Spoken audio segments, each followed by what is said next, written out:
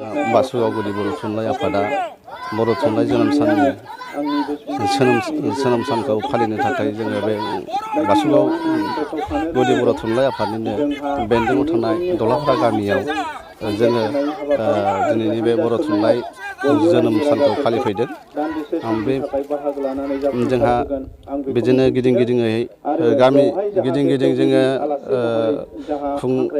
बे थुनलाइ आफादखौ एबा 16 नभेम्बरखौ खुंनाय हिसाबै जोङो दिनै बे जायगायाव सफैबाय। दा बेनि जोंहा हाबाफारि दङ।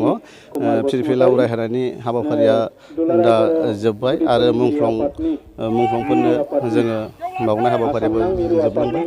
दा बेनिफ्राय जोंहा गेवलां मेल जागोन।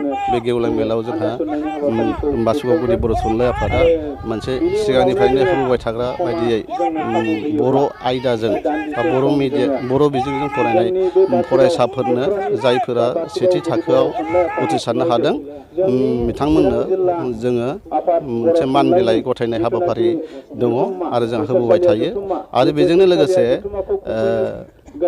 बावैसो जोंनि गेजेराव अनसुंथाइ बा सोरबा मोनसे दान होग्रा ओंखारनायलाय जोङो बे नलेस्वरी मुसाहारि थुलुंगा बान्था हिसाबै जोङो मोनबोदों। देग्लाय नैथि खेब जागोन।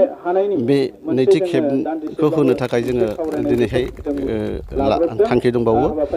दा बेखौ होनायनि खार'ना जाहैबाय जोङो सावरायलायनायनि गेजेरजों जोंहा दंबाय थायो। बेयो जाहैबाय माने जोंनि बेन्दोङाव थानाय जायफोर बर' बिजोंजों फरायनानै सेथि मासियाव उथ्रिसारनो हानाय फरायसाफोरनि मादाव बांसिनै नम्बर मोननाय बेनो जोङो होनाय जायो। बेखौ जोङो नोंथांमोना जोनोम सानजों लोब्बा लाखिना गासै बुहुमनि बर'फोरनि गेजेराव मा मेसेज होनो सानो थुनलाइ आफादनि जानानै? दा थुनलाइ आफादानो बर' हारिनि गुदि बारा पेरेन्टस बडि हिसाबै आं सानो दा नैबे बुब्लियाव जोङो बुजिनानै लाबाय जे बिटिआर सुक्तिनि गेजेरजों जेरैबायदि जोंहा सुक्तिनि गेजेरजों जोंहा माखासे बेनि गेजेरजों बर' थुनलाइया सेपारेट डाइरेक्टरेट अफ बड' मिडियाम एन्ड आदार्सनि अफिसखौ जों गायसननो हाबाय।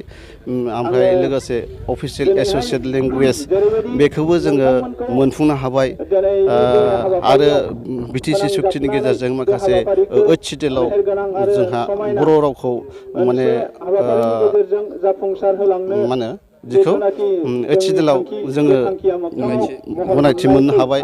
दा होमबा आङो सानो बर' थुनलाइ आफादा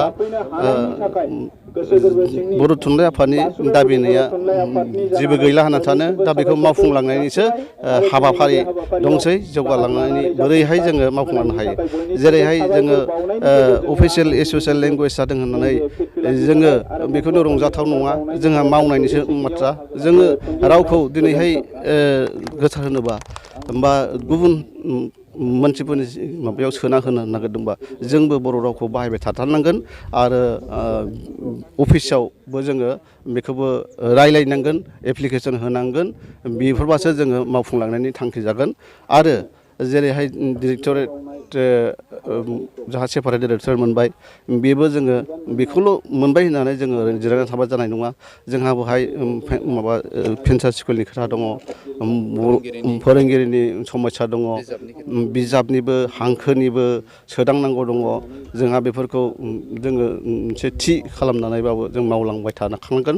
नङाबा जों ओरैनो जिरायना थायोबा जोङो जौगाखांनाय माबायाव फैनाय नङा होननानै आं सानना लायो। दा गतिके जोंहा बेनो जोबथारनाय जाहैबाय। जोंहा मोननांगौ खिनिखौ मोनजोब्बाय। बेखौ जोङो इमप्लिमेन्ट खालामलांनाया आखरे आखरे फालन खालामलांबाय थानायासो जोंनि बर' हारिनि माबा। जोबथारनायाव आं बेखौनो खावलायगोन, माने जोङो बर' हारिया दा जोङो आन्दलन खालामनायनि सम गैलिया। होमबा हाग्रायाव थानानै जोङो बेफोरबायदि गोदाव सोराव मावनांगौनि सम गैला। दा जोंहा जाहैदों जों खौसेथियै आगान सुरलांनानै बर' हारिखौ बोरैहाय गेरेमसा खालामनो हायो, बोरैहाय जोङो बुहुमनि मादाव बर' हारिखौ जोङो माबा खालामलांनो हायो। बेफोरसो जोंनि थांखि जानांसिगौ होननानै आं सानो। ओंखायनो आं रायजो राजाफोरखौ खौसेथियैनो आगान सुरलांनो थाखाय आङो खावलायो।